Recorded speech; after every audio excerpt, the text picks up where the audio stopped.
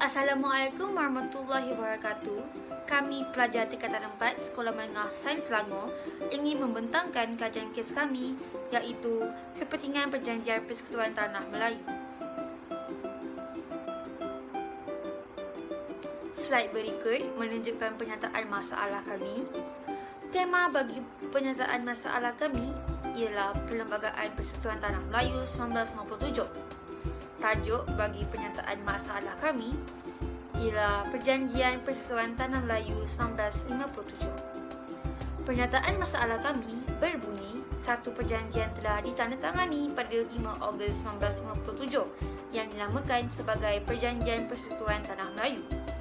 Bukti kepentingan pengamalan raja berperlembagaan dan sistem demokrasi berparlimen, kewarganegaraan, kedudukan istimewa orang Melayu dan kepentingan sah kaum lain, kedudukan agama Islam dan bahasa. Seterusnya, kajian literatur. Pada tanggal 5 Ogos 1957, satu perjanjian yang dinamakan sebagai Perjanjian Persekutuan Tanah Melayu telah ditandatangani dalam usaha membentuk Perlembagaan Persekutuan Tanah Melayu 1957 atau lebih dikenali sebagai PTM. Menurut sejarah, perjanjian kemerdekaan ini ditandatangani antara Raja-Raja Melayu dan Sir Donald McGillivray yang merupakan wakil daripada Baginda Queen Elizabeth II. Perjanjian ini dijadikan asas pembentukan Perlembagaan Persekutuan Tanah Melayu 1957. Antara intipati Perjanjian Persekutuan Tanah Melayu 1957 adalah pengamalan raja berperlembagaan dan sistem demokrasi berparlimen, kewarganegaraan, kedudukan istimewa orang Melayu dan kepentingan sah kaum lain, kedudukan agama Islam dan kedudukan bahasa Melayu. Dengan adanya intipati ini, negara dapat mewujudkan kemerdekaan di tanah air dan Suruhanjaya Perlembagaan Persekutuan Tanah Melayu dapat dibentuk. Tegasnya, Perjanjian Persekutuan Tanah Melayu 1957 mencerminkan sikap pemufakatan dan tolak ansur pelbagai pihak. Oleh itu, sebagai warga negara Persekutuan Tanah Melayu, kita seharusnya mempertahankan prinsip yang ketiga dalam Ikrar Rukun Negara, iaitu keluhuran perlembagaan bagi memastikan kedaulatan negara terjamin. Terdapat 3 objektif kajian kami. Yang pertama ialah menjelaskan kepentingan intipati Perjanjian Persekutuan Tanah Melayu 1957. Yang kedua, meneroka bukti tentang penglibatan tokoh-tokoh tersebut dalam usaha memperolehi kemerdekaan. Yang ketiga, menghuraikan kesan penglibatan tokoh-tokoh dalam menjayakan Persekutuan Tanah Melayu. Untuk slide seterusnya, saya akan berikan kepada Nurul Alia Solehah. Itu sahaja daripada saya, Akmal Batisha. Selepas itu, kami telah menggunakan 3 jenis kaedah kajian, iaitu buku ilmiah, melayari internet serta temu bual. Bagi kaedah buku ilmiah, kami telah melakukan kajian dengan mencari maklumat mengenai Perjanjian Persekutuan Tanah Melayu 1957 melalui buku dan ensiklopedia yang terdapat di perpustakaan awam. Kemudian, bagi kaedah melayari internet, selaras dengan perkembangan internet masa kini, kami dapat mencari maklumat dan idea berkaitan kajian kami untuk dijadikan sebagai rujukan di ujung jari. Akhirnya, bagi kaedah temu bual pula, kami telah menemubual Aisyah Fakihah binti Rahmat dan Nurul Ayuni binti Syahri yang agak berpengalaman dan berpengetahuan luas dalam bidang sejarah. Seterusnya, kami menggunakan 4 sumber rujukan. Yang pertama ialah sumber primer. Sumber primer yang digunakan oleh kami ialah keterangan lisan dan kertas. Sumber yang kedua pula ialah sumber sekunder. Sumber sekunder yang digunakan ialah buku ilmiah, akhbar dan artikel.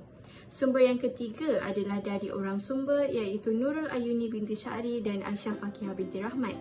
Dan akhir sekali ialah 3 laman sesawang yang berbeza.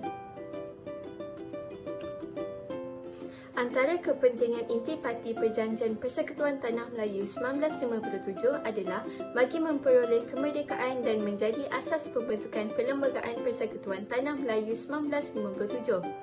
Kemerdekaan adalah amat penting bagi sesebuah negara agar negara tersebut tidak terikat dengan mana-mana perjanjian dan bebas untuk menentukan hala tuju sendiri.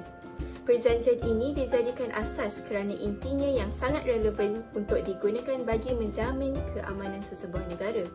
Kemudian, kita dapat melihat ramai tokoh-tokoh telah terlibat dalam perjanjian ini.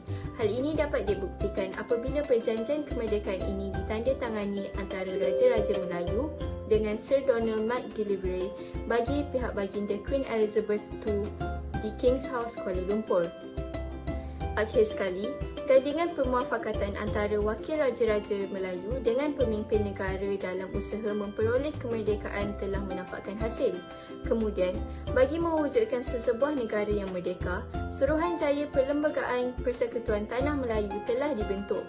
Hasil permuafakatan semua pihak, Perjanjian Persekutuan Tanah Melayu ditandatangani dan perjanjian ini menjadi asas kepada terbentuknya Perlembagaan Persekutuan Tanah Melayu 1957 yang merdeka.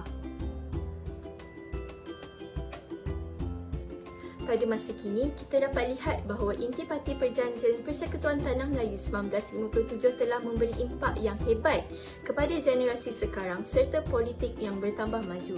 Intipati perjanjian ini masih lagi dipraktikkan oleh masyarakat sekarang kerana ia sudah menjadi suatu kebiasaan kepada kita yang sentiasa terikat dengan Perjanjian Persekutuan Tanah Melayu tersebut. Hal ini juga telah menjadi satu fenomena yang besar kepada masyarakat Persekutuan Tanah Melayu kerana perjanjian ini telah mengubah 100% ciri perlembagaan yang terdapat di Persekutuan Tanah Melayu sebelum dijajah. Selain itu, setiap rakyat memperoleh keamanan yang tersendiri di mana tidak berlaku lagi kacau bilau di sesuatu tempat. Hal ini kerana setiap kaum dan agama mendapat kepentingan masing-masing dan pihak wakil raja-raja daripada pihak wakil raja-raja Melayu. Kesemua maklumat ini boleh didapati di dalam kandungan Perlembagaan Persekutuan Tanah Melayu 1957 yang ada di dalam QR Code. Oleh itu, kita sebagai rakyat di dalam masyarakat yang telah merdeka haruslah mengingati serta menghargai jasa dan pengorbanan setiap individu yang telah menawarkan diri untuk terlibat dalam isu kemerdekaan negara kita. Itu sahaja daripada kami. Saya Akmal Batisha binti Rahman Dan saya Nurul Alia Solihah binti Syahri ingin mengucapkan sekian terima kasih.